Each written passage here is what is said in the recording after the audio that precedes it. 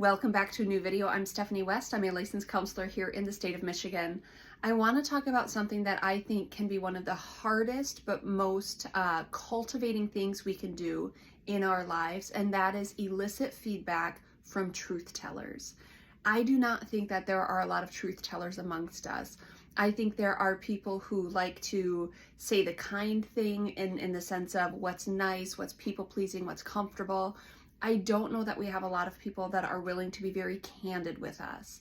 And if you have access to those people, invite them in. It is the most transformative thing you can do for your personal health, for your body wellness, mind wellness, spiritual wellness. And I want to share, several years back, I was out with a friend, and that particular evening we ran into another friend who I was going to spend time with on the following evening. So I'm out on a Saturday, I run into the friend that I'm going to be out with on Sunday. And when I met with my friend on Sunday, I said, hey, you met so-and-so yesterday, what's your opinion? Or because they were kind of a newer person in my life. And my friend said to me, she said, Steph, do you want me to tell you what you want to hear, or do you want me to tell you what's real or what's truth? And I said, please tell me the truth. Guys, that is such a pivotal moment to look someone dead in the eye and say, I need to hear truth from you right now. And she says, honestly, that person is not for your good.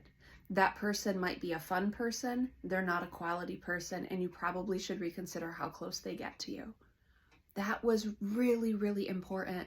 Number one, because the season I was in a highly emotional season. I was in a season where I didn't have a lot of discernment and fine-tuned wisdom running because a lot of things in my life were rupturing. And so I wasn't a really good judge of character. And my friend was kind enough to say to me, Steph, this isn't for your good. Now, she took a risk there because I could have been highly volatile. I could have been highly dismissive. I could have been combative. There's a lot of things I could have done, but I knew where I was at and I knew I wasn't in my most reasonable space. And so that was one of the reasons why inviting truth tellers in mattered so much to me. I've talked in the past, I don't let emotional stuff make a lot of decisions. So when I am highly emotional, it's important that I allow truth tellers in. But in addition to that, what I would say related to identity development, related to identity formation, and specifically related to spiritual formation, the growth in my life over the past several years has been due almost exclusively to bringing kind of bastions of wisdom into my life and asking them to pour into me, asking them to tell me what they see, asking them to tell me where I'm getting it wrong. And their job wasn't to tell me how to get it right.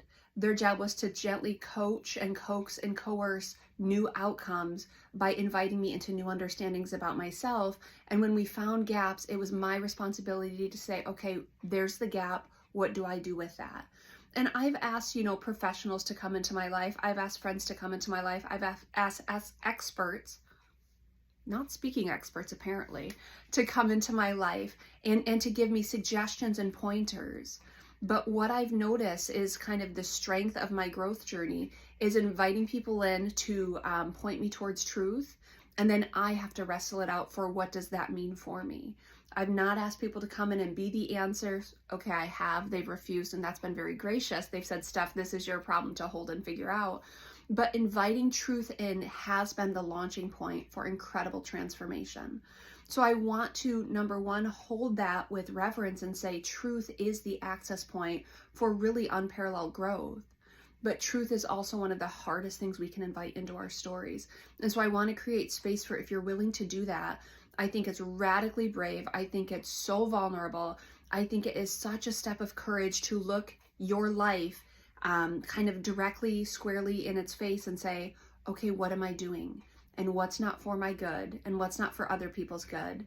And hey, you over there who I see as a wise person, can you speak truthfully to me about what you're seeing? We can live in this own kind of distorted world of what feels good, what feels convenient, what feels comfortable. If you're willing to live in a world where truth is kind of being invited in constantly, actual, well-intentioned, loving truth, your entire life could be transformed. I want you to consider, what does that look like? Who do you know? Who might you be able to invite in?